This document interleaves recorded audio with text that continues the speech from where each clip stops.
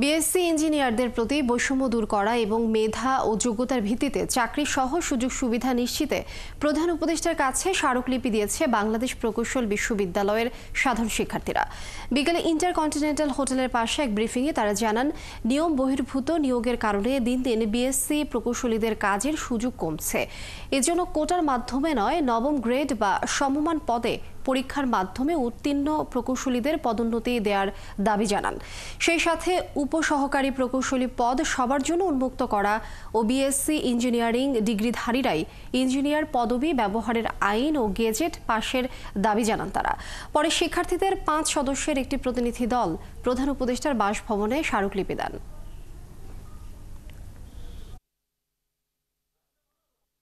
Engineering নবম grade বা সহকারী প্রকৌশলী বা সমমান পদে প্রবেশের জন্য সবাইকে পরীক্ষা দিয়ে উত্তীর্ণ হতে হবে এবং বিএসসি ডিগ্রিধারী হতে হবে। কোটার মাধ্যমে কোনো পদোন্নতি নয়, এমনকি অন্য নামে সমমান পদ তৈরি করেও পদোন্নতি দেওয়া যাবে না।